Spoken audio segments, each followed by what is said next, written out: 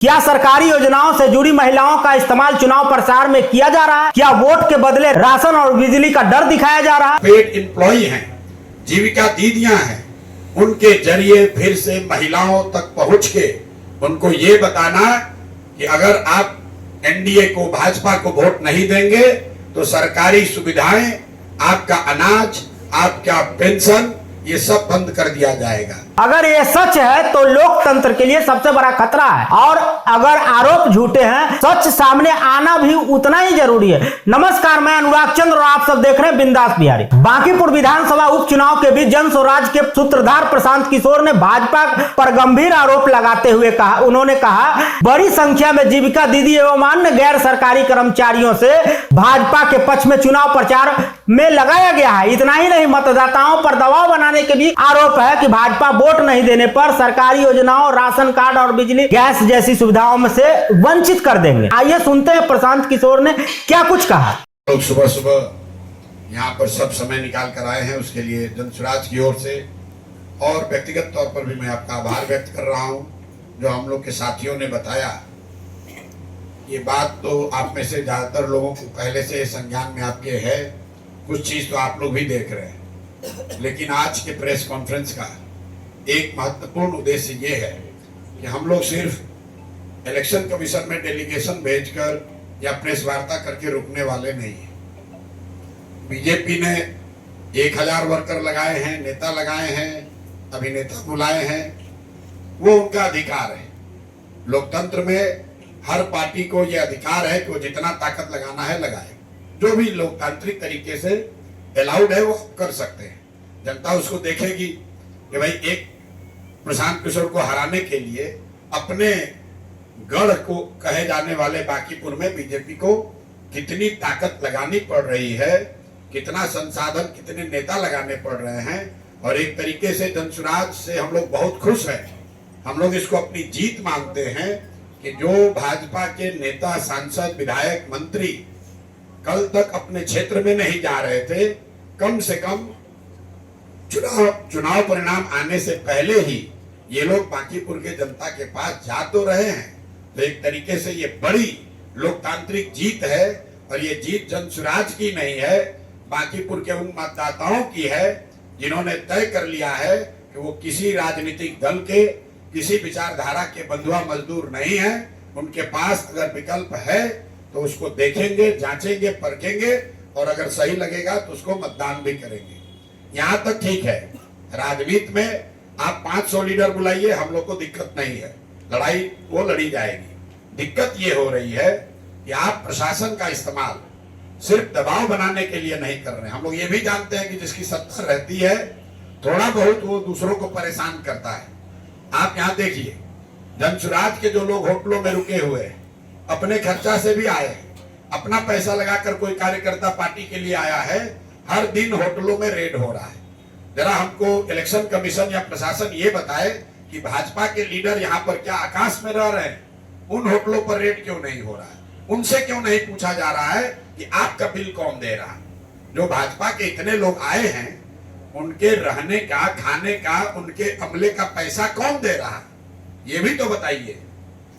लेकिन सबसे आगे जो कल घटना हुई है, पटना के डीएम ने जो ऑफिशियल ट्वीट करके ये फिर से वही घिनौना काम जो नवंबर 2025 में हुआ कि वोटरों के जागरूकता के नाम पर जो सरकार के हाफ पेड एम्प्लॉय हैं, जीविका दीदियां हैं, उनके जरिए फिर से महिलाओं तक पहुंच के उनको ये बताना कि अगर आप एनडीए को, भाजपा को वोट नहीं देंगे तो सरकारी सुविधाएं, आपका अनाज, आपका पेंशन, ये सब बंद कर दिया जाएगा। कल पूरे दिन हम लोग को ये सूचना आती रही है कि किस तरीके से जीविका दीदियां बैठके करके घर घर जाकर लोगों को बता रही हैं कि अगर आप भाजपा को वोट नहीं करेंगे तो आपका सरकार से मिलने वाली आपको सारी सुविधाएं बंद कर दी जाएंगी।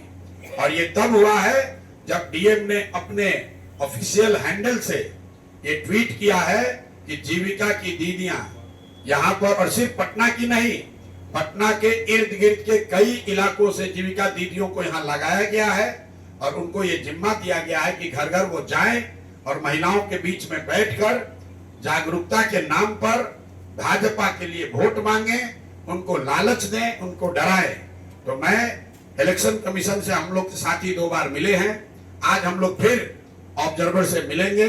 उन्होंने जहां हमारे साथियों ने जो बताया है कि कल उन्होंने कहा है कि वो बिल्कुल आश्चर्यचकित हैं, क्योंकि चुनाव में सरकारी कर्मचारी भाग ले सकते हैं, चुनाव में जनता भाग ले सकती है। अर्ध सरकारी जीविका की जो दीदियां हैं ये सरकारी कर्मचारी नहीं है, और इनका चुनाव में इस तरह से भाग लेना, उनको ऑफिशियली हिस्सा बनाना, ये सरासर बेईमानी है बिहार के लोगों के साथ, लोकतंत्र के साथ और बांकीपुर के साथ। तो आज हम लोग इलेक्शन कमीशन के पास जाएंगे, उनको ये अंतिम 24 घंटे का मौका दे रहे हैं। अगर कल तक जीविका की दीदियों को पूरे इलेक्शन के प्रक्रिया से अलग नहीं किया गया तो कल हम लोग खुद पार्टी के सब लोग इंक्लूडिंग माई सेल्फ, हम लोग कल इलेक्शन कमीशन के सामने धरने पर बैठेंगे। ये हम लोग बर्दाश्त नहीं करने वाले हैं कि फिर वही कीजिए जो आपने नवंबर 2025 में किया। इलेक्शन कमीशन ये समझता है, यहाँ के पदाधिकारी ये समझते हैं कि डेलीगेशन आएगा, नोटिस देंगे, हम उसको इग्नोर कर देंगे, चुनाव जीत जाएंगे, और फिर उसके बाद कहेंगे देखिए जनता हमारे पक्ष में है। भाई यहाँ पर भाजपा बिल्कुल हार रही है। अगर नहीं हार रहे हैं तो कल तक ये कह रहे थे कि कुत्ता बिल्ली को भी खड़ा करेंगे तो बांकीपुर जीत जाएंगे। आज इतनी घबराहट है कि पूरी की पूरी भाजपा लगी हुई है। लोग घर घर जा रहे हैं, किसी को समझाया जा रहा है, किसी को डराया जा रहा है, किसी को खरीदा जा रहा है, पैसा खुलेआम बांटा जा रहा है, ये सब हो रहा है। हम लोग इस पर ऑब्जेक्शन कर रहे हैं, लेकिन हम ये मानकर चलते हैं कि भाजपा ये सब करेगी। लेकिन जिस तरीके से सरकारी कर्मचारियों का इस्तेमाल आप कर रहे हैं, जीविका की दीदियों को, हजारों दीदियों को लगाकर, चूंकि ये महिलाएं ये माध्यम है कई सरकारी योजनाओं को महिलाओं से कनेक्ट करने के लिए, ये जब जाकर कहती हैं कि आप वोट नहीं दीजिएगा तो आपको अनाज मिलना बंद हो जाएगा, वोट नहीं दीजिएगा तो आपको पेंशन मिलना बंद हो जाएगा, ये सरासर बेईमानी है। मैं जानता हूं कि अभी आप भाजपा वाले बोलेंगे ये लोग हार रहे हैं इसलिए बोल रहे हैं। भैया ऐसा है, ये हारने का नहीं, हार आप रहे हो, इसलिए हर दिन एक नया हथकंडा अपना रहे हो।